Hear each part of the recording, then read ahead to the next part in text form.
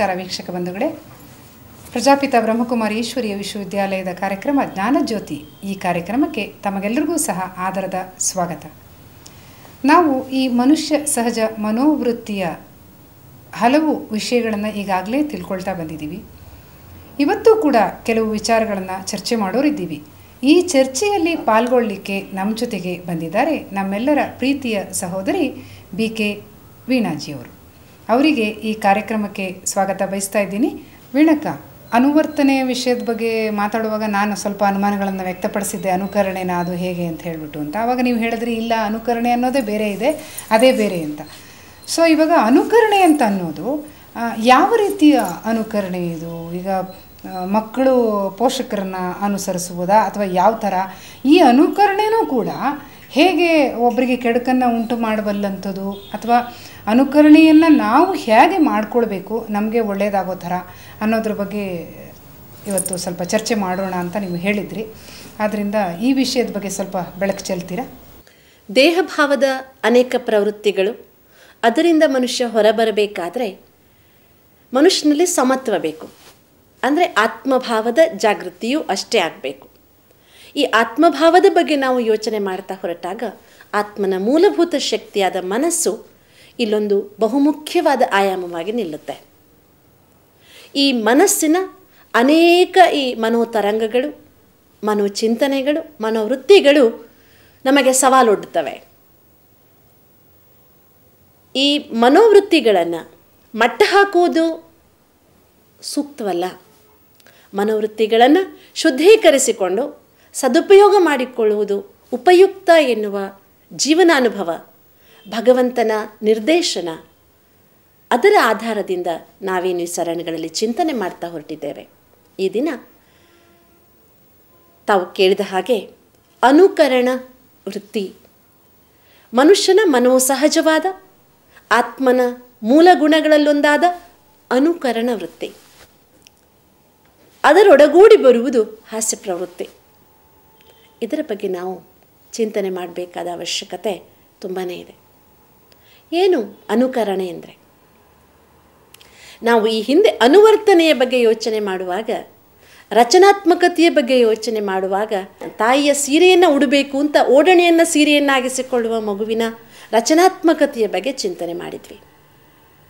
ಸ್ವಲ್ಪ ಯೋಚನೆ ಮಾಡಿ, ಈ ರಚನಾತ್ಮಕತೆಗೆ ಸರಿದಿಕ್ಕು ಸಿಗದೆ ಹೋದರೆ ಆ ಮಗು ತಾಯಿಯನ್ನು ಹೇಗೆ ಅನುಕರಣೆ ಮಾಡ್ತಾ ಉಳ್ಕೊಂಡ್ಬಿಡುತ್ತೆ. ಕೊನೆಯ ತನಕ ತನ್ನಲ್ಲಿ ಆ ಮಾತೃತ್ವವನ್ನು ಬೆಳೆಸಿಕೊಳ್ಳೋಕ್ಕಾಗದೆ ಉಳಿಯುತ್ತೆ. ನೋಡಿ, ಅನುಕರಣೆಗೂ ಎರಡು ಮುಖ ಇದೆ. ಅನುಕರಣೆ ಅದು ಸಕಾರಾತ್ಮಕವಾಗಿದ್ದರೆ ಹೆಚ್ಚು ಪ್ರಯೋಜನ. ಇಲ್ಲ ಅಂದರೆ ಸ್ವಾಮಿ ವಿವೇಕಾನಂದರ ಬಹಳ ಪ್ರಸಿದ್ಧವಾದ ಹೇಳಿಕೆ ನಿಮಗೆ ಗೊತ್ತಿದೆ, simply imitation is not civilisation.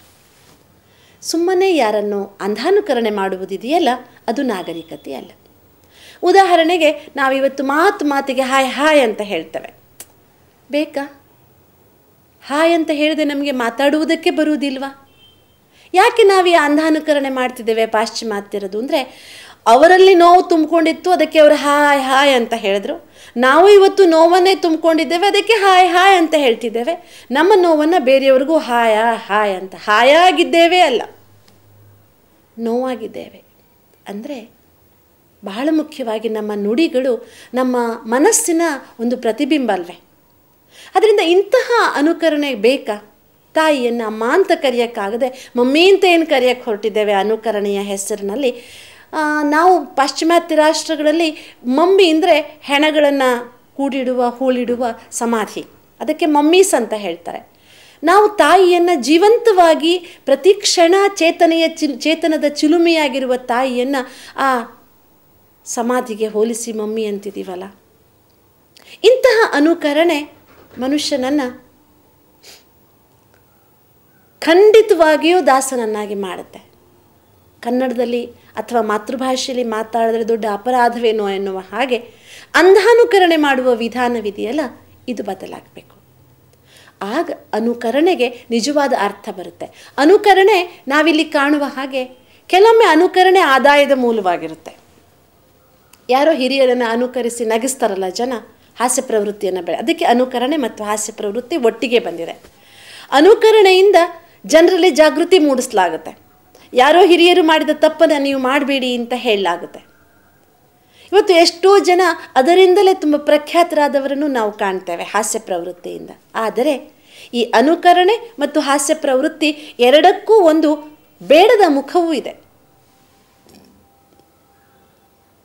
ಅದು ಯಾವುದು ಬೇಡದ ಮುಖ ಅಂದರೆ, ನಾವು ಬೇರೆಯವರನ್ನ ವ್ಯಂಗ್ಯ ಮಾಡ್ತೇವೆ ಅನುಕರಣೆ ಮಾಡಿ, ಅಪಹಾಸ್ಯ ಮಾಡ್ತೇವೆ ಕೆಲವೊಮ್ಮೆ ಅನುಕರಣೆ ಮಾಡಿ, ಟೀಸ್ ಮಾಡ್ತೇವೆ ಅವರನ್ನು ಅನುಕರಣೆ ಮಾಡಿ. ಅದರಿಂದ ನಮ್ಮ ಸಮಯ ಪೋಲಾಗುವುದಲ್ಲದೆ ನಮ್ಮಲ್ಲಿ ನಾವು ಒಂದು ಬೇಡದ ನೆನಪನ್ನು ಸುತ್ತಿಕೊಂಡ್ಬಿಟ್ವಿ, ಜೊತೆಗೆ ಎದುರಿನ ವ್ಯಕ್ತಿಯನ್ನು ನೋಯಿಸಿದ್ವಿ. ಜೀವನ ಕರ್ಮ ಸಿದ್ಧಾಂತವನ್ನು ಅವಲಂಬಿಸಿದೆ.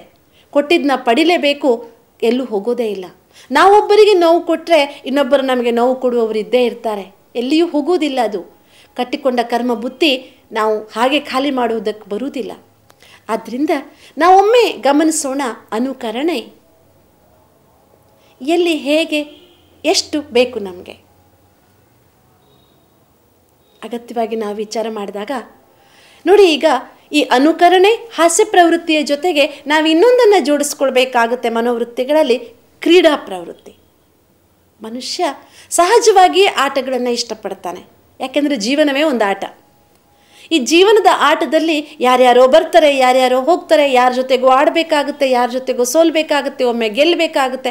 ಹೀಗೆ ಈ ಜೀವನದ ಆಟದ ಒಂದು ಮೈದಾನದಲ್ಲಿ ನಾವೆಲ್ಲ ಆಡ್ತಾ ಇದ್ದೇವೆ. ಈ ಮೂರನ್ನು ಟ್ರಯಾಂಗಲ್ ಆಗಿ ತ್ರಿಕೋನವಾಗಿ ಇಟ್ಕೊಂಡೊಮ್ಮೆ ವಿಚಾರ ಮಾಡಿ, ಅನುಕರಣ ವೃತ್ತಿ, ಹಾಸ್ಯ ಪ್ರವೃತ್ತಿ, ಕ್ರೀಡಾ ಪ್ರವೃತ್ತಿ, ಏನನ್ಸುತ್ತೆ ನಿಮಗೆ?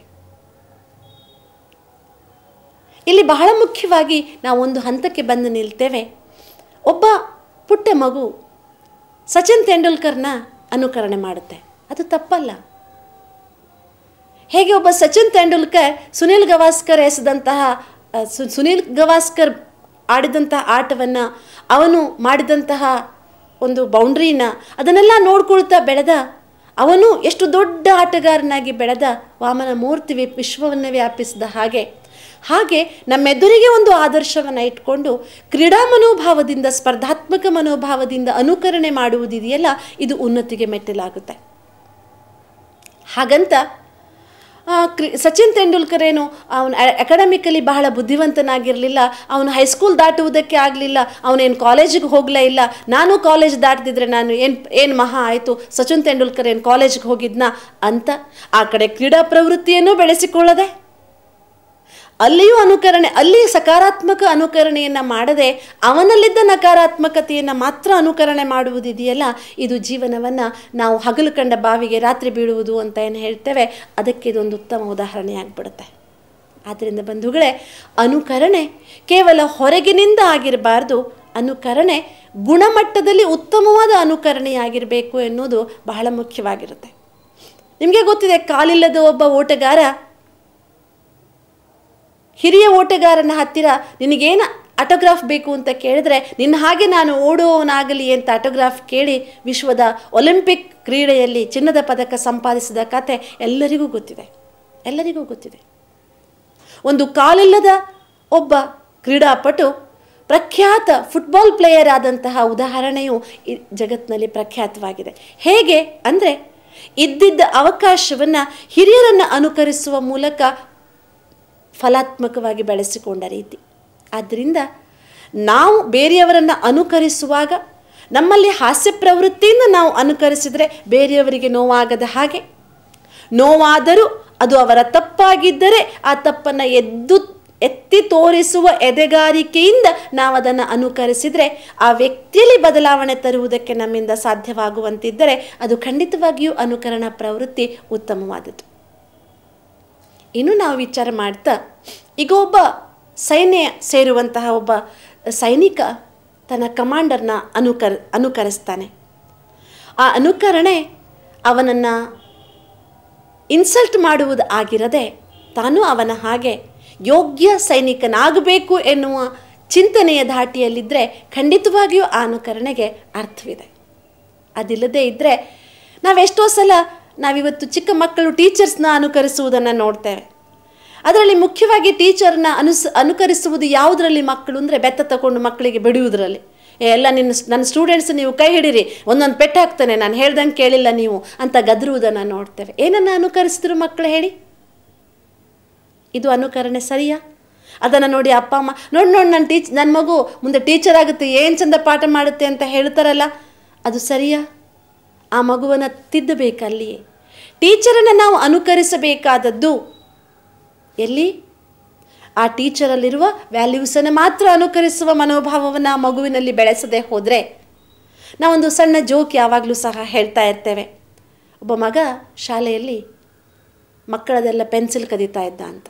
ತುಂಬ ಶ್ರೀಮಂತನ ಮಗ, ದೊಡ್ಡ ಆಫೀಸ್ನಲ್ಲಿ ದೊಡ್ಡ ಪೋಸ್ಟ್ನಲ್ಲಿರುವಂತಹ ವ್ಯಕ್ತಿಯ ಮಗ. ನೋಡಿ ಹೇಳಿ ಸಾಕಾಗಿ ಅವನ ಶಿಕ್ಷಕರು ತಂದೆಯನ್ನು ಶಾಲೆಗೆ ಕರೆಸಿದ್ರು. ನೋಡಿ, ನಿಮ್ಮ ಮಗ ಹೀಗೆ ಕಳ್ತನ ಮಾಡ್ತಾನೆ, ಆಯ್ತು ಸಾಧ್ಯನೇ ಇಲ್ಲ, ನನ್ನ ಮಗ ಹೆಂಗೆ ಕಳ್ತನ ಮಾಡ್ತಾನೆ, ಅವನಿಗೆ ಬೇಕಾಗಿದ್ದನ್ನ ಹೇಳೋಕ್ಕೆ ಮುಂಚೆ ನಾನು 1000 ಗಟ್ಟಲೆ ತಂದು ಕೊಡ್ತೇನೆ ಅಂತ ಅಪ್ಪ ಹೇಳ್ತಾರೆ. ಆದರೂ ನೋಡಿ, ಇದು ಸರಿಯಲ್ಲ, ತಿದ್ದಿ ನಿಮ್ಮ ಮಗನನ್ನು ಅಂತ ಶಿಕ್ಷಕರು ಹೇಳ್ತಾರೆ. ಕೊನೆಗೆ ಆ ಅಪ್ಪನಿಗೆ ಸಿಟ್ಟು ಬಂದು ಎಲ್ಲರ ಮುಂದೆ ಇನ್ಸಲ್ಟ್ ಆಯ್ತಲ್ಲ, ಆ ಮಗುವಿಗೆ ಸರಿಯಾಗಿ ಬೈತಾನೆ. ಅಲ್ಲೋ, ನಿನಗೆ ಪೆನ್ಸಿಲ್ ಬೇಕು ಅಂದರೆ ನನಗೆ ಹೇಳಬೇಕಾಗಿತ್ತು, ನಾನು ಆಫೀಸಿಂದ ತಂದು ಕೊಡ್ತಿದ್ದೆ, ನೀನು ಯಾಕೆ ಕದ್ದೆ ಎಲ್ಲರದು ಅಂತ. ಅರ್ಥವಾಯ್ತಾ ನಿಮಗೆ ಅವನು ಕದಿಯುವುದು ಎಲ್ಲಿಂದ ಕಲಿತ ಅಂತ, ಯಾರನ್ನು ಅನುಕರಿಸಿದ ಅವನು ಅಂತ? ಅಪ್ಪ ಆಫೀಸಿಂದ ಕದೀತಾನೆ, ಮಗ ಶಾಲೆಯಲ್ಲಿ ಕದೀತಾನೆ. ಬಂಧುಗಳೇ, ನಾವು ಮಕ್ಕಳಿಗೆ ಮಾದರಿ ಆಗದೇ ಇದ್ದರೂ ಅವರನ್ನು ಬೀಳಿಸುವುದಕ್ಕೆ ಕಾರಣರಾಗುವುದು ಬೇಡ. ನಮ್ಮ ಚಲನವಲನ ಮಾತುಕತೆ ಎಲ್ಲರೂ ನೋಡ್ತಾ ಇರ್ತಾರೆ ಅನ್ನೋದು ನಮ್ಮ ಗಮನದಲ್ಲಿರಲಿ. ಅದಕ್ಕೆ ನೆನಪಿಟ್ಕೊಳ್ಳೋಣ, ಇಲ್ಲೊಂದು ಆಧ್ಯಾತ್ಮಿಕತೆಯ ಟಿಪ್ಸನ್ನು ಈ ಜಗತ್ತು ಎನ್ನುವ ವೇದಿಕೆಯ ಮೇಲೆ ನಾವೆಲ್ಲರೂ ಪಾತ್ರಧಾರಿಗಳು. ಸ್ಟೇಜಿನ ಮೇಲೆ ಪಾತ್ರ ಮಾಡುವ ಪ್ರತಿಯೊಬ್ಬ ವ್ಯಕ್ತಿಗೂ ತನ್ನ ಮೇಲೆ ಅಟೆನ್ಷನ್ ಇರುತ್ತೆ. ಯಾಕೆಂದರೆ 100 ಜನ ತನ್ನನ್ನು ನೋಡ್ತಿರ್ತಾರೆ ಅಂತ ಅವನಿಗೆ ಗೊತ್ತಿರುತ್ತೆ. ಒಂದು ಕ್ಯಾಮರಾ ಎದುರಿಸ್ತಾ ಇರುವ ವ್ಯಕ್ತಿಗೂ ಸಹ ತುಂಬ ಅಟೆನ್ಷನ್ ಇರುತ್ತೆ. ಯಾಕೆಂದರೆ ನಾಳೆ ನಾನು ಇಲ್ಲಿ ಮಾಡಿದ ಅಭಿನಯವನ್ನು 10 ಕಡೆ ಜನ ನೋಡ್ತಾರೆ, ಅದು ಪರ್ಮನೆಂಟಾಗಿ ಉಳಿದು ಬಿಡುತ್ತೆ ಅಂತ ತುಂಬ ಗಮನವಿಟ್ಟು ಅವನು ತನ್ನ ಅಭಿನಯವನ್ನು ಮಾಡ್ತಾನೆ. ಅದೇ ರೀತಿಯಾಗಿ ಭಗವಂತ ಸೃಷ್ಟಿಸಿರುವ ಈ ಸೃಷ್ಟಿ ನಾಟಕದಲ್ಲಿ ನಾವೆಲ್ಲ ಅದ್ಭುತ ಪಾತ್ರಧಾರಿಗಳು. ನಮ್ಮ ಪ್ರತಿ ಕ್ಷಣದ ಪಾತ್ರ ಭಗವಂತನ ಅವಿನಾಶಿಯಾದ ನಾಟಕದಲ್ಲಿ ರೆಕಾರ್ಡ್ ಆಗ್ತಾ ಇದೆ. ಇದು ನಮ್ಮ ಗಮನದಲ್ಲಿದ್ದಾಗ ಅನುಕರಣೆ ಸಹಜವಾಗಿರುತ್ತೆ, ಸಕಾರಾತ್ಮಕವಾಗಿರುತ್ತೆ. ಜೊತೆಗೆ ಈ ಅನುಕರಣೆಯಿಂದ ಯಾರಿಗೂ ಹಾನಿಯಾಗದ ಹಾಗೆ. ಯಾಕೆಂದರೆ ಪಾತ್ರಧಾರಿಯಾದ ಪ್ರತಿಯೊಬ್ಬ ವ್ಯಕ್ತಿಯು ಬೇರೆಯವರು ಏನು ಮಾಡ್ತಾರೆ ಅವ್ರನ್ನ ಒದ್ಬಿಡೋಣ ಅಂತ ಅವನು ತನ್ನ ಪಾತ್ರ ಮಾಡೋದಿಲ್ಲ. ಯಾರಿಗಾದರೂ ಒದೆಯುವುದಕ್ಕೆ ಹೋಗಿ ತನ್ನ ಪಾತ್ರ ಕೆಡಿಸಿಕೊಳ್ಳುವುದಕ್ಕೆ ಯಾರು ಇಷ್ಟಪಡುವುದಿಲ್ಲ. ಅವನ ಒಟ್ಟಾರೆ ಉದ್ದೇಶ ತನ್ನ ಪಾತ್ರವನ್ನು ಚೆನ್ನಾಗಿ ಮಾಡುವುದಾಗಿರುತ್ತೆ. ಈ ನಿಟ್ಟಿನಲ್ಲಿ ಮರೆಯುವುದು ಬೇಡ. ಅನುಕರಣಾ ಪ್ರವೃತ್ತಿಯನ್ನು ನಾವು ಸೃಜನಾತ್ಮಕವಾಗಿ ಬೆಳೆಸಿಕೊಳ್ಳುವುದಕ್ಕಾಗಿ ನೆನಪಿಟ್ಕೊಳ್ಳೋಣ. ಸೃಷ್ಟಿ ಎನ್ನುವ ರಂಗಮಂದಿರದಲ್ಲಿ ನಾವೆಲ್ಲ ಪಾತ್ರಧಾರಿಗಳು. ನಾವು ಅನುಕರಿಸೋಣ ನಮ್ಮ ಪಾತ್ರವನ್ನು ಅದ್ಭುತಗೊಳಿಸಿಕೊಳ್ಳುವುದಕ್ಕಾಗಿ ವಿನಃ ಅಧಪತನಕ್ಕಾಗಿ ಅಲ್ಲ, ಅಲ್ವೇ? ಅನುಕರಣೆ ಅನ್ನುವ ಒಂದು ವಿಷಯವನ್ನು ನಾವು ಯಾವ ಥರ ತಿಳ್ಕೊಂಡಿದ್ವಿ ಅಥವಾ ವೀಕ್ಷಕರು ಯಾವ ಥರ ತಿಳ್ಕೊಂಡಿದ್ರು, ಆದರೆ ನೀವಿವತ್ತು ಎಷ್ಟೊಂದು ವಿಚಾರಗಳನ್ನು ಅದರ ಬಗ್ಗೆ ತಿಳಿಸ್ಕೊಟ್ಟಿದ್ದೀರಾ. ಆ ವೃತ್ತಿಯೂ ಕೂಡ ನಮ್ಮ ಒಂದು ಬದಲಾವಣೆಗೋಸ್ಕರ ಹೇಗೆ ನಾವು ಬದಲಾವಣೆ ಮಾಡ್ಕೊಳ್ಬಹುದು ಅನ್ನೋದನ್ನು ಕೂಡ ತಿಳಿಸ್ಕೊಟ್ಟಿದ್ದೀರಾ. ತುಂಬ ಸಂತೋಷ ವೀಣಕ್ಕ. ನಿಜವಾಗ್ಲೂ ಈ ಎಲ್ಲ ವಿಚಾರಗಳನ್ನು ನಾವು ಎಲ್ಲರೂ ಕೂಡ ತಿಳ್ಕೊಂಡ್ರೆ ನಮ್ಮ ಸಮಾಜದ ಪರಿವರ್ತನೆ ತಾನಾಗಿ ಆಗಿಬಿಡುತ್ತೆ ಅಂತ ಕೂಡ ನನಗೆ ಅನ್ನಿಸ್ತಾ ಇದೆ. ಹಾಗೆಯೇ ಮುಂದಿನ ಒಂದು ವಿಚಾರವಾಗಿ ಇವತ್ತು ನಾವು ಹಾಸ್ಯ ಪ್ರವೃತ್ತಿಯನ್ನು ಆರಿಸ್ಕೊಂಡಿದ್ದೀವಿ ಅಂತ ನೀವು ಆವಾಗಲೇ ಹೇಳಿದ್ರಿ ಅದೆರಡು ವಿಷಯಗಳ ಬಗ್ಗೆ. ಈಗ ಈ ಹಾಸ್ಯ ಪ್ರವೃತ್ತಿ ಕೂಡ ಹೇಗೆ ನಮಗೆ ಅಂದರೆ ಅನುಕೂಲಕರವಾಗಿರಬಹುದು ಅಥವಾ ಹೇಗೆ ಅದು ನಮಗೆ ಅಥವಾ ಇತರರಿಗೆ ಕೆಡುಕನ್ನು ಕೂಡ ಉಂಟು ಮಾಡಬಲ್ಲಂಥದ್ದು, ಮತ್ತು ಅದನ್ನು ಹೇಗೆ ನಾವು ಬದಲಾವಣೆ ಮಾಡಿಕೊಳ್ಳಬಹುದು, ಆರೋಗ್ಯಕರವಾಗಿ ಹೇಗೆ ಅದನ್ನು ಬದಲಾಯಿಸ್ಕೊಳ್ಬೋದು ಅನ್ನೋದ್ರ ಬಗ್ಗೆ ಕೂಡ ಕೆಲವು ವಿಚಾರಗಳನ್ನು ತಿಳಿಸ್ಕೊಡ್ತೀರಿ ಅಂತ ಹೇಳಿ ನಾನು ನಂಬ್ಕೊಂಡಿದ್ದೀನಿ. ಅನುಕರಣ ಪ್ರವೃತ್ತಿ ಹೇಗೆ ಮನುಷ್ಯನ ಜೀವನಕ್ಕೆ ಲಾಭದಾಯಕ, ಎಲ್ಲಿ ನಾವು ಎಡುತ್ತೇವೆ ಅನ್ನೋದ್ರ ಬಗ್ಗೆ ನಾವೀಗ ಚಿಂತನೆ ಮಾಡ್ತಾ, ಹಾಸ್ಯ ಪ್ರವೃತ್ತಿಯು ಅನುಕರಣೆಯ ಒಂದು ಭಾಗವೇ. ಆದರೆ ಅನುಕರಣೆಯಲ್ಲಿ ನೋಡಿ, ಅನವಶ್ಯಕವಾಗಿ ನಾವು ಹಬ್ಬ ಹರಿದಿನ ಹಿಂದಿನವರು ಮಾಡ್ತಿದ್ರು ಅಂತ ಲಕ್ಷಾಂತರ ರೂಪಾಯಿಗಳನ್ನು ಖರ್ಚು ಮಾಡುವುದು, ದುಂದುವೆಚ್ಚ ಮಾಡುವುದು, ಯಾರನ್ನೋ ಅನುಸರಿಸಕ್ಕೆ ಹೋಗಿ ಅಥವಾ ಯಾರನ್ನೋ ಅನುಕರಿಸಕ್ಕೆ ಹೋಗಿ ನಾವು ಸಾಲದಲ್ಲಿ ಬಿದ್ದು ಹೋಗುವಂಥದ್ದು, ಅಥವಾ ನಮ್ಮ ಅಜ್ಜ ನಮಗೆ ಬೈದಿದ್ದ, ನಮ್ಮ ಅಪ್ಪ ನಮಗೆ ಬೈದಿದ್ದ, ಅದನ್ನು ನಾವು ಅನುಕರಿಸಕ್ಕೆ ಹೋಗಿ ನಮ್ಮ ಮಕ್ಕಳು ಕೆಡುವಂತೆ ಮಾಡುವುದು. ಇದರಿಂದ ನಾವು ಹೊರಗೆ ಬರುವ ಅಗತ್ಯ ಇದೆ. ಅದರಿಂದ ನಾವು ಸಕಾರಾತ್ಮಕವಾಗಿ ಯೋಚನೆ ಮಾಡುವ ಅಗತ್ಯ ಇದೆ ಎನ್ನುವುದನ್ನು ನಾವೀಗಾಗಲೇ ಮನಗಂಡಿದ್ದೇವೆ. ಈಗ ಈ ಅನುಕರಣೆಯನ್ನು ಹಾಸ್ಯ ಪ್ರವೃತ್ತಿಯನ್ನಾಗಿ ಮಾಡಿಕೊಂಡು ಅದನ್ನು ಜೀವನದಲ್ಲಿ ಏನು ನಾವು ಕಾಣ್ತಾ ಇದ್ದೇವೆ, ಅನೇಕರ ಜೀವನದಲ್ಲಿ ಕೆಲವರು ಇರ್ತಾರೆ ಎಂತಹ ಗಂಭೀರ ಸನ್ನಿವೇಶದಲ್ಲಿಯೂ ಸಹ ಎಂತಹ ಸೀರಿಯಸ್ ಕಂಡೀಷನ್ನಲ್ಲಿಯೂ ಇಬ್ಬರ ಮಧ್ಯೆ ಜೋರಾಗಿ ಜಗಳ ನಡೀತಿದ್ರು ಮಧ್ಯೆ ಒಂದು ಸಣ್ಣ ತಮ್ಮ ಕ್ರಿಯೇಟಿವಿಟಿಯಿಂದ ಇಬ್ಬರನ್ನು ನಗಿಸಿ ಆ ವಾತಾವರಣವನ್ನು ತಿಳಿಗೊಳಿಸ್ಬಿಡ್ತಾರೆ. ಅಂತಹ ಅಪೂರ್ವವಾದ ಕಲೆ ಕೆಲವರಿಗೆ ಸಿದ್ಧಿಸಿರುತ್ತೆ. ಹಾಗಂತ ಇದು ಕೆಲವರಿಗೆ ಮಾತ್ರ ಸಿದ್ಧಿಸಿರುತ್ತೆ ಅಂತ ನಾವು ತಿಳ್ಕೊಳ್ಳೋದು ಬೇಡ. ಎಲ್ಲರಲ್ಲಿಯೂ ಹಾಸ್ಯ ಪ್ರವೃತ್ತಿ ಇರುತ್ತೆ. ನಮಗೆ ಗೊತ್ತಿಲ್ಲದೆಯೇ ಕೆಲವೊಮ್ಮೆ ನಮ್ಮ ವರ್ತನೆಯಿಂದ ಬೇರೆಯವರಿಗೆ ನಗು ಬಂದುಬಿಟ್ಟಿರುತ್ತೆ. ನಾವೇನೋ ಹೇಳಕ್ಕೆ ಹೋಗಿರ್ತೇವೆ, ನಾವು ಹಾಸ್ಯದಿಂದ ಅದು ಬೇರೆಯವರಿಗೆ ಹಾಸ್ಯವಾಗಿಬಿಡುತ್ತೆ. ಉದಾಹರಣೆಗೆ ನಾವು ಏನೋ ಮಾತಾಡ್ತಾ ಯಾವುದೋ ತಲೆಯಲ್ಲಿ ನಾವೇನೋ ಮಾತಾಡ್ತಾ ಆ ಮಾತನ್ನು ತತ್ತ ಮಾಡಿಬಿಡ್ತೇವೆ. ಎದುರಿನವರಿಗೆ ತಮಾಷೆ ಅನಿಸುತ್ತೆ. ಇಲ್ಲಿ ಅನುಕರಣೆ ಅಲ್ಲ ಇದು, ಆದರೆ ಹಾಸ್ಯವಾಯಿತು ಅದು. ಆದರೆ ಅವರಿಗೆ ಹಾಸ್ಯ, ನನಗೆ ಅಪಹಾಸ್ಯ. ಅದಕ್ಕೆ ಗಮನಿಸಬೇಕು, ಹಾಸ್ಯ ಅಪಹಾಸ್ಯವಾಗಬಾರ್ದು. ದ್ರೌಪದಿಯ ಒಂದು ಸಣ್ಣ ಹಾಸ್ಯ ಪ್ರವೃತ್ತಿ ಇಡೀ ಮಹಾಭಾರತ ಯುದ್ಧವನ್ನೇ ಎದುರಿಗೆ ನಿಲ್ಲಿಸ್ತು ಎನ್ನುವುದು ಪುರಾಣಗಳಲ್ಲಿ ನಾವು ಕೇಳಿದ ಸಂಗತಿ. ಮಯ ನಿರ್ಮಿಸಿದ ಅರಮನೆಯನ್ನು ನೋಡುವುದಕ್ಕೆ ಬಂದ ದುರ್ಯೋಧನ ಎಲ್ಲಿ ನೀರಿದೆ ಎಲ್ಲಿ ನೀರಿಲ್ಲ ಎನ್ನುವುದನ್ನು ಅರ್ಥ ಮಾಡಿಕೊಳ್ಳಲಾಗದೆ ಹೋದಾಗ, ಅಹಂಕಾರಕ್ಕೆ ವಶನಾಗಿ ನೀರಿದೆ ಅಂತ ದಾಸಿ ಹೇಳಿದರೂ ಧಿಕ್ಕರಿಸಿ ಹೋದಾಗ, ನೀರಿನಲ್ಲಿ ಬಿದ್ದಾಗ ಅದನ್ನು ನೋಡಿ ಮೇಲೆ ನಿಂತ ಉಪ್ಪರಿಗೆಯಲ್ಲಿ ನಿಂತ ದ್ರೌಪದಿ ನಗು ತಡೆಯಲಾರದೆ ನಕ್ಕಿದ್ದು, ಕುರುಡನ ಮಕ್ಕಳೆಲ್ಲರೂ ಕುರುಡರು ಅಂತ ಅಪಹೇಳನ ಮಾಡಿದ್ದು, ಹಾಸ್ಯ ಮಾಡಿದ್ದು ಅವಹೇಳನವಾಗಿ ಅಪಹಾಸ್ಯವಾಗಿ ಅವನ ಅಹಂಕಾರಕ್ಕೆ ಪೆಟ್ಟಾಗಿ ಪರಿಣಾಮ ಸ್ವರೂಪಿಯಾಗಿ 18 ಅಕ್ಷೋಹಿಣಿ ಜನರ ಸಾವಿಗೆ ಕಾರಣವಾದ ಘಟನೆ ಮಹಾಭಾರತದ ಉಲ್ಲೇಖ. ಬಂಧುಗಳೇ, ಇಲ್ಲಿ ಹಾಸ್ಯ ಪ್ರವೃತ್ತಿ ತಪ್ಪಲ್ಲ, ಆದರೆ ಹಾಸ್ಯ ತಲೆ ಹೊಡೆಯುವ ಹಾಸ್ಯವಾಗದೆ, ಜೀವನಕ್ಕೆ ಕುತ್ತು ತರುವ ಹಾಸ್ಯವಾಗದೆ, ಅದಕ್ಕೇನು ಹೇಳ್ತೇವೆ, ಒಂದು ಆ ಕ್ಷಣಕ್ಕೆ ನಕ್ಕು ನಮ್ಮೊಳಗಿನ ನೋವನ್ನು ಮರೆಯುವುದಕ್ಕಷ್ಟೇ ಅವಕಾಶ ಮಾಡಿಕೊಟ್ಟು ಯಾರನ್ನು ನೋಯಿಸುವ ಆಗಬಾರ್ದು, ಒಂದು ಪ್ರಶ್ನೆಗೆ ಆಗಬಾರ್ದು. ಅದನ್ನೇ ಭಗವಂತ ನಮಗೆ ತಿಳಿಸಿಕೊಡ್ತಾ, ಯಾವುದೋ ಒಬ್ಬ ಮನುಷ್ಯನಿಗೆ ತಮಾಷೆ ಮಾಡಿಯೂ ನೀನು ಹುಚ್ಚ ಅಂತ ಹೇಳಬೇಡ. ಅದರಿಂದಾಗಿ ನೀನು ಆ ಮನುಷ್ಯನ ಸ್ವಮಾನಕ್ಕೆ ಸ್ವಾಭಿಮಾನಕ್ಕೆ ಧಕ್ಕೆ ತರ್ತೀಯ. ತಮಾಷೆಯಲ್ಲಿಯೂ ಅಪಭ್ರಂಶ ಅಥವಾ ಅಪಶಬ್ದಗಳನ್ನು ಆಡುವುದು ಸರಿಯಲ್ಲ. ಎಷ್ಟು ಜನ ನಾವು ಇದನ್ನು ಪಾಲಿಸ್ತೇವೆ ಹೇಳಿ? ಬೆಳಗಾಗಿ ಎದ್ದರೆ ಸಾಕು ನಮ್ಮ ಬಾಯಲ್ಲಿ ಮಂತ್ರಗಳ ಹಾಗೆ ಮುತ್ತುಗಳು ಉದುರ್ತಾ ಇರ್ತವೆ. ಆ ಮಾತುಗಳನ್ನು ಕೇಳಿಬಿಟ್ರೆ ರೋಮಾಂಚನವಾಗುತ್ತೆ. ಇದು ನಮ್ಮ ನಾಡ, ನಾವು ಹುಟ್ಟಿ ಬೆಳೆದ ನೆಲವ, ಆಶ್ಚರ್ಯವಾಗುತ್ತೆ. ಹಾಸ್ಯ ಪ್ರವೃತ್ತಿ ಇವತ್ತು ತುಂಬ ಕೀಳಾಗಿ ಎರಡು ಮಗ್ಗಲಿನ ಮಾತುಗಳನ್ನು, ದ್ವಂದ್ವಾರ್ಥದ ಮಾತುಗಳನ್ನು ಹಾಸ್ಯವನ್ನಾಗಿ ಬಿಂಬಿಸ್ತಾ ಇರುವಂಥ ಪರಿ ಇದೆಯಲ್ಲ, ಇಡೀ ಸಮಾಜಕ್ಕೆ ಅಸಹ್ಯ ಬರುವ ಹಾಗಿದೆ. ಕೆಲವು ನಾಟಕಗಳನ್ನು, ಕೆಲವು ಪುಸ್ತಕಗಳನ್ನು ಓದ್ತಾ ಇದ್ದರೆ ಅದನ್ನು ಓದಿದವರ ಮನಸ್ಥಿತಿ ಏನಾಗಬಹುದು ಅಂತ ನಮಗೆ ಭಯವಾಗುತ್ತೆ. ಎಲ್ಲಿ ಹೋಯಿತು ನಮ್ಮ ಅಂತಃಸಾಕ್ಷಿ? ಯಾಕೆ ನಾವು ಈ ರೀತಿಯಾಗಿ ಕನಿಷ್ಠ ಕೀಳು ಭಾವನೆಯ, ಕೀಳು ಮಟ್ಟದ ಹಾಸ್ಯಕ್ಕೆ ಇಳಿದು ಬಿಟ್ಟಿದ್ದೇವೆ? ಯೋಚನೆ ಮಾಡಿದಿರಾ ಎಂದಾದರೂ? ಪೋಲಿ ಶಬ್ದಗಳಲ್ಲಿ ನಮಗೆ ಸಂತೋಷ ಯಾಕೆ ಸಿಗ್ತಾ ಇದೆ? ಏನಾಯ್ತು ರೀ, ಮನಸ್ಸಿಗೆ ಬಂದದ್ದನ್ನು ಹೇಳುವುದ್ರಲ್ಲಿ ತಪ್ಪೇನಿದೆ? ಮನಸ್ಸನ್ನು ಮುಚ್ಚಿಟ್ಕೊಂಡು ಒತ್ತಿಟ್ಕೊಂಡು ನಾವೆಲ್ಲಿ ನರಕಕ್ಕೆ ಹೋಗಬೇಕಾ ಅಂತ ನಿಮ್ಮ ವಾದ ಇರ್ಬೋದು. ಯಾಕೆ ಮುಚ್ಚಿಟ್ಕೊಳ್ತೀರಾ? ಯಾಕೆ ಒತ್ತಿಟ್ಕೊಳ್ತೀರಾ? ಯಾಕೆ ನೀವು ಎಲ್ಲರೂ ಒಟ್ಟಿಗೆ ನೋಡುವುದಕ್ಕೆ ಸಾಧ್ಯವಿಲ್ಲದ್ದು ಇದು ಅಂತ ಹೇಳಿಕೆ ಕೊಟ್ಟು ಒಬ್ಬೊಬ್ಬರೇ ಹೋಗಿ ನೋಡಿ ಆನಂದಿಸ್ತೀರಾ? ಹಾಗಾದ್ರಲ್ಲೇನೋ ಹುಳುಕಿದೆ ಅಂತ ಅರ್ಥ ಅಲ್ವಾ? ಎಲ್ಲರೂ ಒಟ್ಟಿಗೆ ಕುಳಿತು ನೋಡುವುದಕ್ಕೆ ಸಾಧ್ಯವಿಲ್ಲ ಅಂದರೆ ಅದೇನೋ ಮರ್ಯಾದೆ ಮೀರಿದ, ಹೇಳಬಾರದ, ಆಡಬಾರದ ಸಂಗತಿ ಎನ್ನುವುದು ನಿರ್ವಿವಾದ ಅಲ್ವಾ? ಯೋಚನೆ ಮಾಡಿ. ನಾನು ಕದ್ದು ಮುಚ್ಚಿ ನೋಡ್ತೇನೆ, ಅದೇನೋ ಒಂದು ಬಹಳ ಸುಂದರವಾದ ದೃಶ್ಯ ಇದೆ. ನೀನು ಹೋಗಬೇಡ ಅಂತ ಅಪ್ಪ ಹೇಳಿದ್ದ ಮಗನಿಗೆ, ನೀನು ಹೋಗಬೇಡ ಅಂತ ಹೆಂಡತಿಗೆ ಹೇಳಿದ್ದ ಗಂಡ, ಕೊನೆಗೆ 3 ಜನ ಒಂದೇ ಕಡೆ ಸೇರ್ತಾರೆ, ತಲೆ ಮೇಲೆ ಮುಸುಕು ಹಾಕ್ಕೊಂಡು. ಹೋಗಬೇಡ ಅಂತ ಹೇಳಿದವರೆಲ್ಲ ಅಲ್ಲೇ ಇರ್ತಾರೆ. ಕದ್ದು ಮುಚ್ಚಿ ಈ ರೀತಿಯಾದ ದೃಶ್ಯಗಳನ್ನು ನೋಡಿದರೆ ನಮ್ಮ ನಾಳೆಯ ಪೀಳಿಗೆ, ಇಂದಿನ ಪೀಳಿಗೆ ಏನಾಗಬಹುದು ಯೋಚನೆ ಮಾಡಿದ್ದೀವ? ಆದ್ದರಿಂದ ಹಾಸ್ಯ ಅಪಹಾಸ್ಯವಾಗುವುದು ಬೇಡ. ಹಾಸ್ಯವೃತ್ತಿ ಬೇಕು. ಹೇಗೆ ಹಾಸ್ಯವೃತ್ತಿ ಬೇಕು? ಅಲ್ಲಿ ಆ ನಗು ಬರಲಿ, ಖುಷಿಯಾಗಲಿ. ಒಬ್ಬ ವ್ಯಕ್ತಿಯನ್ನು ನಿಂದಿಸುವುದು ಬೇಡ, ಆದರೆ ಆ ವ್ಯಕ್ತಿಯನ್ನು ನಾವು ಆನಂದಿಸೋಣ, ಅದರಲ್ಲೇನೂ ತಪ್ಪಿಲ್ಲ. ಒಬ್ಬ ವ್ಯಕ್ತಿಯ ಮೈಗೆ ಬಣ್ಣ ಹಚ್ಚಿದರೆ ನಾವು ಆನಂದಿಸ್ತೇವೆ, ನೀವು ಆನಂದಿಸ್ತೀರಾ. ಅದೇ ಒಬ್ಬ ವ್ಯಕ್ತಿಯ ಮೈಗೆ ಪೇಂಟ್ ಹಚ್ಚಿದರೆ, ಹೋಳಿ ಅಂತ ಹೇಳಿ ಆನಂದಿಸುವುದಕ್ಕಾಗಿ ಪೇಂಟ್ ಬಳೆದು ಬಿಟ್ಟರೆ ಎಷ್ಟು ಕಷ್ಟ ಆಗ್ಬೋದು ಅನ್ನೋ ಮುಖಕ್ಕೆ ತಲೆಗೆ ಎಲ್ಲ. ಹಚ್ಚುವವನಿಗೆ ಆನಂದ, ಹಚ್ಚಿಸಿಕೊಂಡವನಿಗೆ ಅದನ್ನು ತೊಳ್ಕೊಳ್ಳುವುದು ಎಷ್ಟು ಕಷ್ಟ, ಆರೋಗ್ಯದ ಮೇಲೆ ಎಷ್ಟು ದುಷ್ಪರಿಣಾಮ, ಅದರಿಂದ ಬೆಳೆಯುವ ದ್ವೇಷ ಎಷ್ಟು, ಅದು ಹೊಟ್ಟೆ ಕಿಚ್ಚನ್ನು ಹುಟ್ಟು ಹಾಕುವುದಿಲ್ವಾ? ಹೇಳಿ ಬಂಧುಗಳೇ.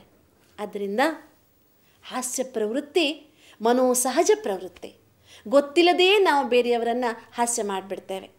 ಹೇಗೆ ಹಾಸ್ಯ ಮಾಡ್ತೇವೆ ನೋಡಿ, ಮಾತನಾಡುವಾಗ ನಾವು ಈಗ ಅನೇಕರ ಜೋಕ್ಸ್ ಕೇಳಿದ್ದೇವೆ. ಇಟ್ಕೊಳ್ಳಿ, ನಾನು ಹೆಂಡ್ತಿನ ಇಟ್ಕೊಳ್ಳಿ ಅಂತ ಯಾರೋ ಮಾತಾಡ್ತಾರೆ. ನಿಮಗೇನು ಅನ್ಸುತ್ತೆ ಇದನ್ನು ಕೇಳಿದ್ರೆ? ಎಲ್ಲ ಹೆಂಗಸರು ಒಂದೇ ರೀತಿರಿ, ಅದಕ್ಕೆ ನನ್ನ ಹೆಂಡ್ತಿನ ಇಟ್ಕೊಂಡು ನೋಡಿ ನೀವು. ಅರೆ ಯಾಕೆ ಇಟ್ಕೋಬೇಕು ನಾವು ನಿನ್ನ ಹೆಂಡ್ತಿನ ಅಂತ ಕೇಳಿದವ್ರಿಗೆ ಅನಿಸುತ್ತೆ. ಇದೊಂದು ಸಹಜವಾದ ಹಾಸ್ಯ, ಮಾತಿನಲ್ಲಿಯೇ ಸಿಗುವಂತಹ ಹಾಸ್ಯ. ಇದರಿಂದ ಯಾರಿಗೂ ನೋವಾಗುವುದಿಲ್ಲ, ನಾವು ನಕ್ಕು ಬಿಡ್ತೇವೆ. ಆದರೆ ಅದನ್ನೇ ಬೇರೆ ರೀತಿಯಾಗಿ ನಾವು ಹೇಳಿದ್ರೆ, ನಾವೊಂದು ತುಂಬ ಸುಂದರವಾದಂತಹ ಅಪಹಾಸ್ಯಕ್ಕೀಡು ಮಾಡಿ ಒಬ್ಬ ವ್ಯಕ್ತಿಯನ್ನು ಕನಿಷ್ಠ ಮಾಡುವಂತಹ ಕೆಲವು ಉದಾಹರಣೆಗಳನ್ನು ಹೇಳ್ತಾ ಹೋಗಿಬಿಟ್ರೆ ಅದರಿಂದ ಅದು ಹಾಸ್ಯವಾಗುವುದಕ್ಕೆ ಬದಲಾಗಿ ಮೂರ್ಖತೆಯಾಗಿಬಿಡುತ್ತೆ ಅಲ್ವಾ? ಆದ್ದರಿಂದ ಹಾಸ್ಯ ಪ್ರವೃತ್ತಿಯನ್ನು ನಾವು ಕೇಳಿದ್ದೇವೆ. ಹಾಸ್ಯ ಪ್ರವೃತ್ತಿ ಹೇಗೆ ಉಪಯೋಗ ಆಗಬೇಕು? ಕೊಳಲು ಬಾರಿಸ್ತಿದ್ದ ತಾನು ಮರೆಯಾಗಿ ಬಿಡ್ತಿದ್ದ. ಕೊಳಲು ನಾದ ಹುಡುಕೊಂಡು ಬಂದವರಿಗೆ ತಾನು ಕಾಣ್ತಾ ಇರಲಿಲ್ಲ. ಅಲ್ಲಿ ಕೊಳಲು ಬಾರಿಸಿದ ನಾದ ಕೇಳಿದೆ ಅಂತ ಬಂದು ಎಲ್ಲರೂ ಹಿಡ್ಕೊಳಕ್ಕೆ ಹೋಗ್ತಿದ್ರು. ಅಲ್ಲೊಂದು ಮರ ಇರ್ತಿತ್ತು, ಎಲ್ಲರೂ ಮರ ಅಪ್ಪಾಕಿಕೊಂಡಿರ್ತಿದ್ರು. ಆ ಸಮಯಕ್ಕೆ ಕೃಷ್ಣ ಬಂದು ನಗ್ತಿದ್ದ. ಅಯ್ಯೋ ಮೂರ್ಖರ, ನಾನು ಯಾರು, ಮರ ಯಾವುದು ಗೊತ್ತಾಗಲಿಲ್ವ? ಇದೊಂದು ಹಾಸ್ಯ, ಇದೊಂದು ತಮಾಷೆ. ಆದರೆ ಆ ತಮಾಷೆಯಲ್ಲಿ ಯಾರಿಗೂ ನೋವಿಲ್ಲ, ಯಾರಿಗೂ ಕಷ್ಟವಿಲ್ಲ. ಆದರೆ ಒಂದು ಸಣ್ಣ ಕಣ್ಣು ಮುಚ್ಚಾಲೆ ಇದೆ ಅಷ್ಟೇ ಅಲ್ವಾ? ಆದ್ದರಿಂದ ನಾವೆಲ್ಲರೂ ಸಕಾರಾತ್ಮಕ ದೃಷ್ಟಿಕೋನದಿಂದ ಹಾಸ್ಯವನ್ನು ಬೆಳೆಸ್ಕೊಡೋಣ. ಎಲ್ಲದಕ್ಕೂ ಸಕಾರಾತ್ಮಕತೆ ಅಂತಿರಲ್ರಿ ಅಂತ ನೀವು ಅಂದ್ಕೋಬೇಡಿ. ಯಾಕೆಂದರೆ ಒಂದು ಸಲ ಮನುಷ್ಯನಿಗೆ ನಾ ಅಂತ ಹೇಳುವಂತಹ ಮನೋಭಾವ ಬಂದುಬಿಟ್ರೆ ಅಂದರೆ ಆಗೋದಿಲ್ಲ, ನಾನೆಲ್ಲವನ್ನೂ ಇದೇ ರೀತಿಯಾಗಿ ಅಧಪತನದ ದೃಷ್ಟಿಕೋನದಿಂದಲೇ ನೋಡುವುದು, ನಾನು ಆಡುವ ಮಾತುಗಳೇ ಹೀಗೆ ಅಂತ ಮನುಷ್ಯ ಏಕ್ ಬಾರ್ ಠಾನ್ ಲಿಯಾ, ಒಂದು ಸಲ ಅವನು ತನ್ನನ್ನು ತಾನು ಆ ರೀತಿಯಾಗಿ ಘೋಷಿಸಿಕೊಂಡ ಮೇಲೆ ನೀವು ಅವನನ್ನು ಈಚೆ ಕರೆತರುವುದು ಬಹಳ ಕಷ್ಟವಾಗುತ್ತೆ. ಬಿಸಿ ತುಪ್ಪ ಗಂಟಲಲ್ಲಿ ಇಳಿಯೋದಿಲ್ಲ, ಹೊರಗೆ ಉಗಿಯೋಕ್ಕೂ ಸಂಕಟವಾಗುತ್ತೆ, ಯಾಕೆಂದರೆ ತುಪ್ಪ ವೇಸ್ಟ್ ಆಗುತ್ತೆ ಅಂತ. ಹಾಗಾಗ್ಬಿಡುತ್ತೆ ಕೊನೆಗೆ. ಅದಕ್ಕೋಸ್ಕರ ಹಾಸ್ಯ ಜೀವನದ ಅವಿಭಾಜ್ಯ ಅಂಗ. ನಗುವುದು ಸಹಜ ಧರ್ಮ, ನಗಿಸುವುದು ಪರಧರ್ಮ, ನಗಿಸುತ್ತಾ ಇರಲು ಅದು ಅತಿಶಯದ ಧರ್ಮ. ಆದರೆ ಈಗ ಒಂದು ಚಿಕ್ಕ ಮಗು ಮಾತಾಡುವಾಗ, ಒಂದು ಭಾಷಣ ಮಾಡುವಾಗ, ಒಂದು ಶ್ಲೋಕ ಹೇಳುವಾಗ ತಪ್ಪು ಹೇಳುತ್ತೆ, ನೀವು ನಕ್ಬಿಡ್ತೀರಾ? ನಿಮಗೆ ಅದು ಹಾಸ್ಯ ಅನಿಸುತ್ತೆ. ಆದರೆ ಆ ಮಗುವಿನ ಒಂದು ಆತ್ಮವಿಶ್ವಾಸಕ್ಕೆ ಒಂದು ಕೊಡಲಿ ಏಟಾಗುತ್ತೆ. ಆ ಮಗು ಮತ್ತೆ ಬಾಯಿ ಬಿಡುವುದೇ ಇಲ್ಲ. ತಪ್ಪು ಯಾರ್ದು ಹೇಳಿ? ತಪ್ಪು ಹೇಳಿದ ಮಗುವಿನದು ತಪ್ಪ? ಪಾಪ ಮಗು ಹೇಳಿದ ತಪ್ಪನ್ನು ನೋಡಿ ನಕ್ಕಿದ್ದು ತಪ್ಪ? ಯಾವುದೂ ತಪ್ಪಲ್ಲ ಅಂದ್ಕೊಂಡ್ರೆ ಹಾಗಾದರೆ ಯಾರ್ದು ತಪ್ಪು? ಖಂಡಿತವಾಗಿಯೂ ಮಗು ತಪ್ಪೇ ಹೇಳಲಿ, ಭಾಳ ಚೆನ್ನಾಗಿ ಹೇಳಿದೆ, ಇದೊಂದು ತಿದ್ದುಕೊಂಡ್ರೆ ನೀನು ತುಂಬ ಚೆನ್ನಾಗಿರ್ತೀಯ ಅಂತ ಆ ಮಗುವನ್ನು ಪ್ರೋತ್ಸಾಹಿಸಬೇಕೇ ವಿನಃ ಆ ಮಗು ಹೇಳಿದ ತಪ್ಪಿಗಾಗಿ ನಗಬಾರ್ದು ಅಲ್ವಾ? ಆ ಮಗುವಿನ ತಪ್ಪನ್ನು ನಾವು ಹಾಸ್ಯ ಮಾಡ್ಕೋಬಾರ್ದು ಅಲ್ವಾ? ಆದ್ದರಿಂದ ಹಾಸ್ಯ ಪ್ರವೃತ್ತಿ ಬೇಕು. ಆದರೆ ಎಲ್ಲಿ, ಹೇಗೆ, ಅದಕ್ಕೊಂದು ಮರ್ಯಾದೆಯೂ ಬೇಕು.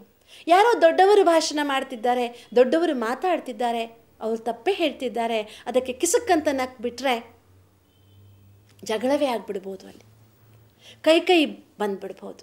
ಆದ್ದರಿಂದ ನಾವು ಹಾಸ್ಯ ಪ್ರವೃತ್ತಿಯಲ್ಲಿ ಆವೇಶ, ಉದ್ವೇಗ ಅದಕ್ಕೆ ಎಡೆ ಮಾಡಿಕೊಳ್ಳದೆ ಕೇವಲ ಒಬ್ಬರನ್ನು ಸುಮ್ಮನೆ ಅವರು ಮಾಡಿದ ಒಂದು ಸಣ್ಣ ಸಣ್ಣ ತಪ್ಪುಗಳನ್ನು ತಮಾಷೆಯಾಗಿ ಹೇಳಬಹುದೇ ವಿನಃ ಅಪಹಾಸ್ಯಕ್ಕೀಡು ಮಾಡದೆ ಜೀವನದಲ್ಲಿ ಹಾಸ್ಯವನ್ನು ಜೀವನದ ಒಂದು ಅಭಿವೃದ್ಧಿಯ ದ್ಯೋತಕವಾಗಿ ಬಳಸ್ಕೊಳ್ಳೋಣ. ಯಾಕೆಂದರೆ ನಗು ಮನುಷ್ಯನಿಗೆ ಉಲ್ಲಾಸವನ್ನು ಕೊಡುತ್ತೆ. ನಗು ಎಷ್ಟೋ ಸಮಯದ ಒಂದು ಜೀವನದ ನಿರುತ್ಸಾಹವನ್ನು ದೂರ ಮಾಡಿಬಿಡುತ್ತೆ. ಮನುಷ್ಯನಿಗೆ ಹೊಸ ಜೀವನ ನಡೆಸುವ ಹುಮ್ಮಸ್ಸನ್ನು ಬೆಳೆಸುತ್ತೆ. ಆದರೆ ಆ ನಗು ವೇದನೆಯ ತಳಹದಿಯ ಮೇಲೆ ಮೂಡಿ ಬರಬಾರ್ದು. ಬೇರೆಯವರ ನೋವಿನ ತಳಹದಿಯ ಮೇಲೆ ನಮ್ಮ ನಗು ಮೂಡಿದರೆ ಖಂಡಿತವಾಗಿಯೂ ಆ ನಗು ನಮಗೆ ಎಂದೂ ಸಹ ಆಶೀರ್ವಾದವನ್ನು ಕೊಡುವುದಕ್ಕೆ ಸಾಧ್ಯವಾಗುವುದಿಲ್ಲ. ಅದಕ್ಕೆ ಹಾಸ್ಯ ಪ್ರವೃತ್ತಿಯೂ ಸಹ ನಮ್ಮ ಜೀವನದಲ್ಲಿ ಈ ಒಂದು ಸ್ಪರ್ಧಾತ್ಮಕ ಮನೋಭಾವವನ್ನು, ಇನ್ನೊಂದು ಮಾತನ್ನು ನಾನು ಇಲ್ಲಿ ನೆನಪಿಸ್ಕೊಳ್ಳೋದಕ್ಕೆ ಇಷ್ಟಪಡ್ತೇನೆ. ಯಾರೋ ನಮ್ಮನ್ನು ಹಾಸ್ಯ ಮಾಡಿ ನಕ್ಕರೆ ನಾವು ಕ್ರೀಡಾ ಮನೋಭಾವದಿಂದ ಸ್ವೀಕರಿಸೋಣ. ಇನ್ನೊಂದು ಸಲ ನಿಮಗೆ ನಗೋಕ್ಕೆ ಅವಕಾಶ ಮಾಡಿಕೊಡದ ಹಾಗೆ ನಾನು ಮುಂದೆ ಬರ್ತೇನೆ ಎನ್ನುವಂತಹ ಸ್ಪರ್ಧಾತ್ಮಕ ಮನೋಭಾವವನ್ನು ನಮ್ಮಲ್ಲಿ ಬೆಳೆಸ್ಕೊಳ್ಳೋಣ. ಹಾಸ್ಯ ಮಾಡುವವರು ಸುಧಾರಿಸಲಿ, ಹಾಸ್ಯ ಸ್ವೀಕರಿಸುವರು ಸುಧಾರಿಸಿದಾಗ ಜೀವನ ಒಂದು ಉತ್ತಮವಾದ ಕ್ರೀಡೆಯಾಗಿ ಸೋಲು ಗೆಲುವಿನ ಮಧ್ಯೆ ನಾವು ಗಟ್ಟಿಯಾಗಿ ನಿಲ್ತೇವೆ. ಸೋಲು ಆಚೆ ಉಳಿಯುತ್ತೆ, ಗೆಲುವು ಆಚೆ ಉಳಿಯುತ್ತೆ, ನಾವು ಮಾತ್ರ ಅಲ್ಲಿ ಗಟ್ಟಿಯಾಗಿ ನಿಲ್ತೇವೆ. ಸ್ವಾಭಿಮಾನ ಸ್ವಮಾನ ಶಾಶ್ವತವಾಗುತ್ತೆ. ಆದ್ದರಿಂದ ಭಗವಂತ ನಮಗೆ ಹೇಳ್ತಾನೆ, ಜೀವನ ಎನ್ನುವಂತಹ ಈ ಆಟದಲ್ಲಿ ನಾವೆಲ್ಲರೂ ಆಡೋಣ. ಯಾರೋ ಬಿದ್ದಿದ್ದಕ್ಕೆ ನಗುವುದು ಬೇಡ. ಬೈ ಚಾನ್ಸ್ ನಾವು ಬಿದ್ದಿದ್ದನ್ನು ನೋಡಿ ಬೇರೆಯವರು ನಕ್ಕರೆ ಇನ್ನೊಮ್ಮೆ ಬೀಳದ ಹಾಗೆ ಸಂಭಾಳಿಸಿಕೊಳ್ಳೋಣ ವಿನಃ ಅವರ ನಗುವಿಗೆ ನಾವು ವಿಷ ಕಾರುವುದು ಬೇಡ. ತುಂಬ ಸಂತೋಷ ಆಯಿತು ವೀಣಕ್ಕ. ನಿಮ್ಮ ಜೊತೆ ಈ ಎಲ್ಲ ವಿಚಾರಗಳನ್ನು ಚರ್ಚೆ ಮಾಡ್ತಾ ಹೋಗ್ತಾ ಇದ್ದಾಗೂ ಎಷ್ಟು ಈ ಮನುಷ್ಯ ಸಹಜ ಮನೋವೃತ್ತಿಯ ಬಗ್ಗೆ ಒಂದು ವಿಶಾಲವಾದ ಅರಿವು ಉಂಟಾಗ್ತಾ ಇದೆ ಅಂತ ನನಗೆ ಅನ್ನಿಸ್ತಾ ಇದೆ. ನಮ್ಮ ವೀಕ್ಷಕರಲ್ಲೂ ಈ ಭಾವನೆ ಈಗಾಗಲೇ ಬಂದಿರಬಹುದು ಅಂತ ಅಂದ್ಕೊಂಡಿದ್ದೀನಿ. ಅವರು ತಮ್ಮನ್ನು ತಾವು ಸುಧಾರಿಸ್ಕೊಂಡು ತಮ್ಮ ಪರಿವಾರವನ್ನು, ತಮ್ಮ ಕುಟುಂಬವನ್ನು, ತಮ್ಮ ಮಕ್ಕಳನ್ನು ಸುಧಾರಿಸೋದ್ರಲ್ಲಿ ಅವರು ಈ ಬದಲಾವಣೆಗಳನ್ನು ಮಾಡಿಕೊಂಡ್ರೆ ಅವರಿಗೂ ಸಂತೋಷ, ಬೇರೆಯವರಿಗೂ ಸಂತೋಷ ಅಂತ ನಾನು ಅಂದ್ಕೊಳ್ತೀನಿ. ಹಾಗಾಗಿ ಈ ವಿಚಾರಗಳನ್ನು ನಾವು ಮತ್ತೆ ನಮ್ಮ ಮುಂದಿನ ಸಂಚಿಕೆಯಲ್ಲೂ ಕೂಡ ಮುಂದುವರಿಸೋಣ. ಇದೇ ಈ ಮನೋವೃತ್ತಿಯ ಬಗ್ಗೆ ಇನ್ನೂ ದೀರ್ಘವಾದ ಚರ್ಚೆಯನ್ನು ಮುಂದುವರಿಸೋಣ ಅಂತ ಹೇಳ್ತಾ ಈ ಕಾರ್ಯಕ್ರಮದಲ್ಲಿ ಪಾಲ್ಗೊಂಡಿದ್ದಕ್ಕೆ ತಮಗೆ ಅನಂತ ಧನ್ಯವಾದಗಳನ್ನು ತಿಳಿಸ್ತಾ ಇದ್ದೀನಿ. ನಮಸ್ಕಾರ ವೀಣಕ್ಕ. ವೀಕ್ಷಕರೇ, ವೀಣಕ್ಕ ಅವರಿಂದ ಸಾಕಷ್ಟು ವಿಚಾರಗಳನ್ನು ತಿಳ್ಕೊಂಡಿದ್ದೀವಲ್ಲ, ನಿಮಗೂ ನನ್ನ ಥರನೇ ತುಂಬಾ ಒಂಥರ ಕುತೂಹಲ ತಣಿದಿರಬೇಕು ಈಗಾಗಲೇ, ಅಥವಾ ಭಾಳಷ್ಟು ಸಂತೋಷ ಆಗಿರಬೇಕು. ಇಷ್ಟೆಲ್ಲ ವಿಚಾರಗಳನ್ನು ತಿಳ್ಕೊಂಡ್ರೆ ನಮ್ಮ ಒಂದು ಸಾಂಸಾರಿಕ ಜೀವನದಲ್ಲೂ ಕೂಡ ನಾವು ಎಷ್ಟೊಂದು ಸಂತೋಷವನ್ನು ಕಂಡುಕೊಳ್ಳಬಹುದು ನಮ್ಮಲ್ಲೇ ನಾವು ಅನ್ನೋದು ನಿಮಗೂ ಅರ್ಥ ಆಗ್ತಾ ಇರ್ಬೋದು. ಅಥವಾ ನಿಮ್ಮ ಮಕ್ಕಳನ್ನು ಸುಧಾರಿಸೋದ್ರಲ್ಲೂ ಕೂಡ ನಿಮಗೆ ಎಷ್ಟೊಂದು ವಿಷಯಗಳ ಒಂದು ಮನವರಿಕೆ ಆಗಿರುತ್ತೆ ಈಗಾಗಲೇ ಅಂತ ಹೇಳಿ ನಾನು ತಿಳ್ಕೊಳ್ತೀನಿ. ಹಾಗೆಯೇ ಮತ್ತೆ ನಮ್ಮ ಮುಂದಿನ ಸಂಚಿಕೆಯಲ್ಲಿ ಇನ್ನೂ ಹೆಚ್ಚಿನ ವಿಚಾರಗಳನ್ನು ಚರ್ಚೆ ಮಾಡೋಣ ಅಂತ ಹೇಳ್ತಾ ನಿಮಗೆಲ್ರಿಗೂ ಸಹ ನಮಸ್ಕಾರ.